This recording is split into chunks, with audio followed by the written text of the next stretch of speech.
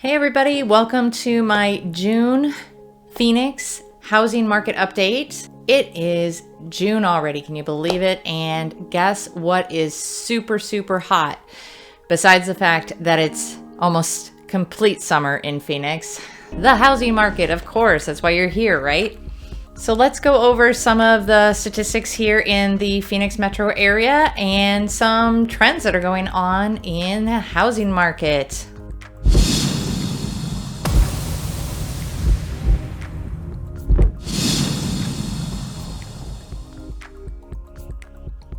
My name is Maegann Yarbrough. I'm your AZ real estate geek. I am a realtor with eXp Realty and I service the Phoenix metropolitan area. I know you're here for the market update, but please subscribe to my channel if you'd like to see some more videos like this and some helpful tips about buying and selling your home, about neighborhood tours, home tours, and just some fun things to do around Phoenix. The information I'm sharing with you today is home sales in the month of May.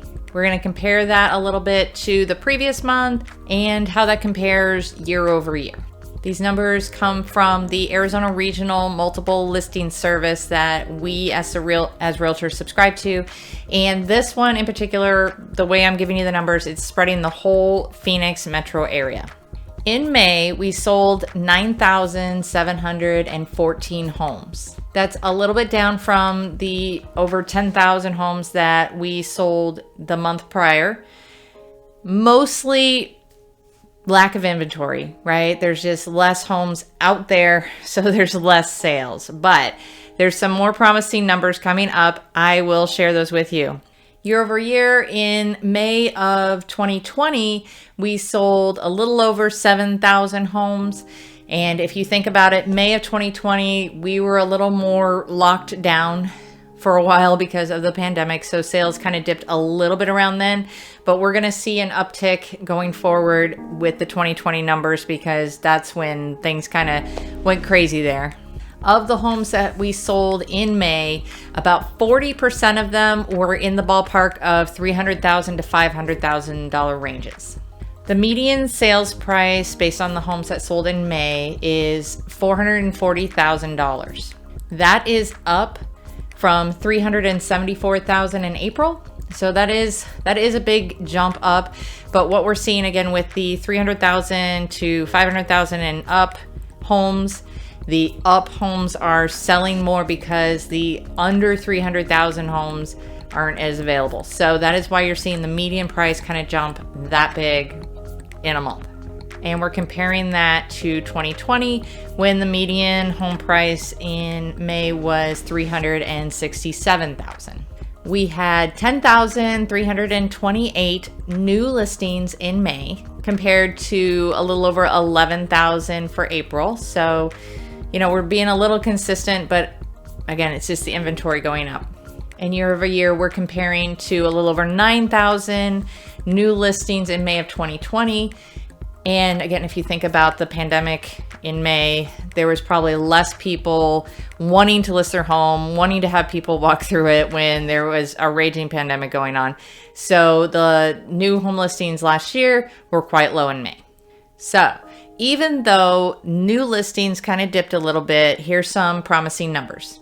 Active listings we had in May were about 9,057, and that is up from about 7,400 the month before. So active listings are starting to go up, which is good. That means that inventory is loosening a little bit, but what that's also showing is demand is finally kind of dipping a little bit.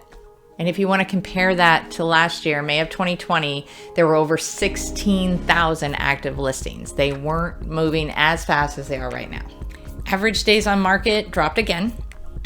In May, average days on market, which is how long a home was on the MLS before it was off market or pending, or, you know, how long it was actually on, that went down to 27 days.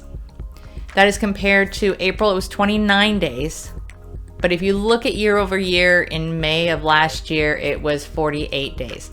This is also a nationwide trend. It's going on throughout the whole entire country that many average days on sales all over the country have dropped below 30 days. Our inventory or our absorption rate is about the same in May as it was in April, which is about 30 days-ish of inventory. When we look at absorption rate, we're looking at how many homes are on the market versus how fast they're selling. It gives you an indicator on how much inventory is actually out there. I mean, we keep talking, and you've probably been seeing the news. We're low inventory, low inventory, low inventory. But what does that actually mean? So when we're looking at absorption rate, if we're looking at inventory, how we calculate that, we look at how many new listings go on the market versus how many get sold. And when you're in a low inventory situation, a lot of the times more homes are being sold than are coming on the market. And that's what we're seeing pretty much for the last couple of years. It's kind of been going on like that. And we're kind of more in the extreme case right now. So having a 30-day inventory means that with all the listings that are available right now, if nothing new comes on the market, we would be sold out in the whole entire Phoenix metropolitan area in a month. And think about it. I mean, a month goes by fast. So we are trying to get that inventory up. It is starting slowly. The demand is starting to dip a little now that more people are more comfortable with listing their home. I know a lot of people don't think that COVID is a huge indicator on whether they're going to list their home or not, but it is. Our top economist in the National Association of Realtors still goes back to that is one of the big indicators why inventory is very low. I mean, there's other factors too, like new construction, the cost of construction and things like that, and just having affordable housing, but COVID is still a factor. Now that people are getting vaccinated and the homes are people are starting to feel more comfortable listing their home, that inventory should rise a little bit. But we have to wait and see, right? But demand is softening, the inventory is going up slightly, and hopefully we see a little bit of a change in the market. Prices are going up still. Yes, that's disheartening quite a bit. I am working with several buyers right now that we have put in multiple offers, and we are being as competitive as possible. We're getting some creative offers in, but it's tough. We had one that I just looked at over Memorial Day, and the only available showing was Memorial Day. Like, that was the only time you could go in, and then they took it off the market temporarily because they already had 10 offers, so we're experiencing that, and it's just being creative with those offers, giving the seller what they really want and make them happy and what's ideal for them, and really try to reach out and find that information out and be creative. If you want some tips, tricks, let me know. So interest rates are staying pretty much the same. I think the time I'm filming this, it was still at 3%. So we dipped a little bit below 3%. I'm seeing some that are kind of ticking up above 3%. And it's going close to like the 3.1s here now. And I most of the people I'm talking to right now are anticipating that the interest rates will start going up again.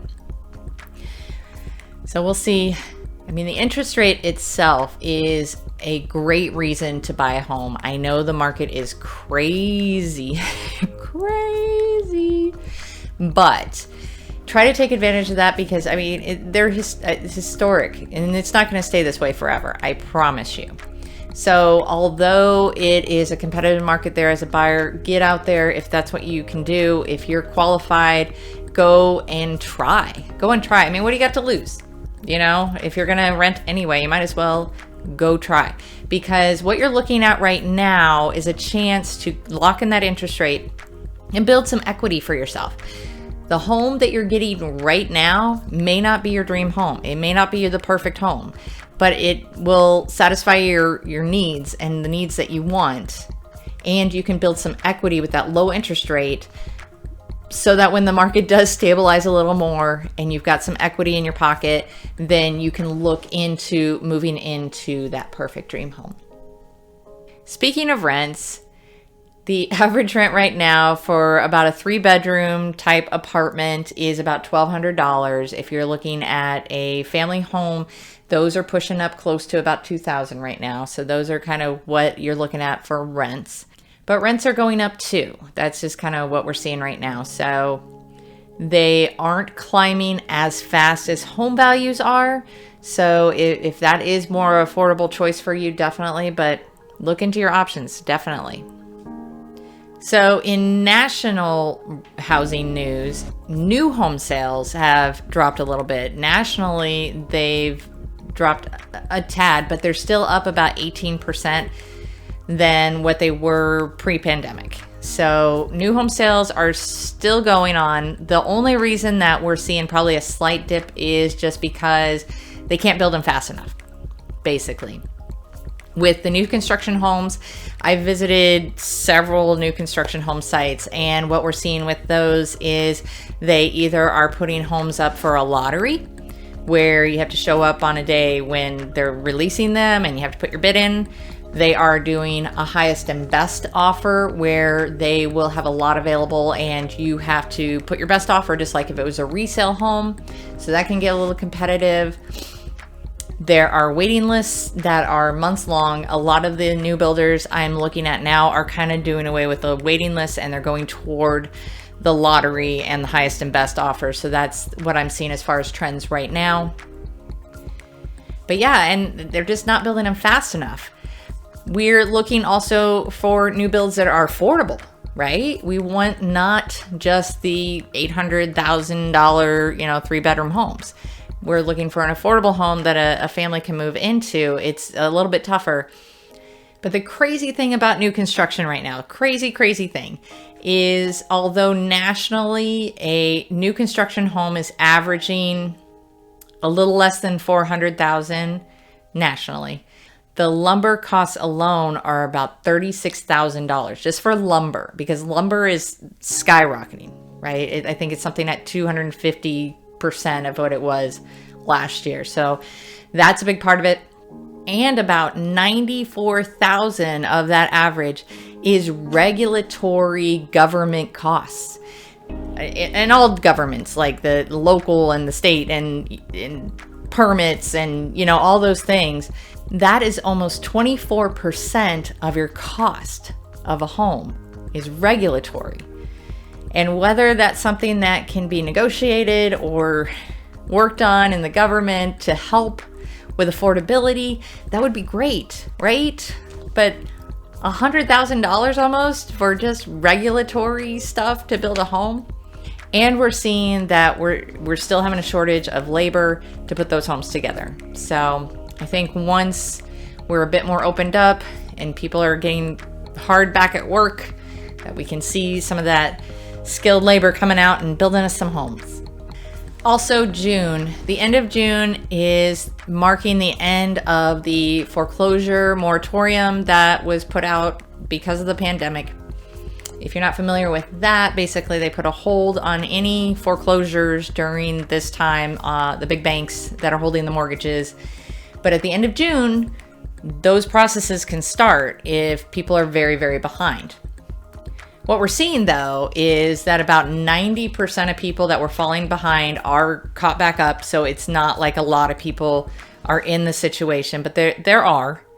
And we're also seeing a little uptick of what's called zombie foreclosures. Yes, there is something called zombie foreclosures. And zombie foreclosures are homes that have been vacated prior to the official foreclosure process. In many cases, people got a foreclosure notice because they were behind and they decided, oops, I guess we're done here, and they just left. So this is a weird situation because the homeowner still has the deed, the title. So when they vacate the home, they are still responsible for the home, and they have HOA fees, they have maintenance they have to take care of, property taxes. I mean, things to make the neighborhood safe and not have a vacant home on a neighborhood. Luckily, this is a very small percentage because we are in a low inventory situation. It's not noticeable that there's just a vacant house that no one's living in. But why we're seeing an increase of these is because some of these foreclosure processes started pre-pandemic, and then that moratorium came in And so all those processes that started prior to the pandemic were on hold. So now a lot of these people just moved out of their house just thinking that they owed too much money and they had to leave instead of communicating with their lender. Some of the larger lenders are saying they're going to probably start rolling forward as soon as the moratorium's over. One big lender, I know Wells Fargo, is saying that they are going to wait until the end of the year at least, and they are pushing so that, you know, maybe that's a factor for a lot of people. So, but overall, based on the statistics I was seeing, not a lot of people are super underwater. A lot of people have gotten caught up. So we'll see. We'll see. Anyway, that's my update for you for June. So happy to see you.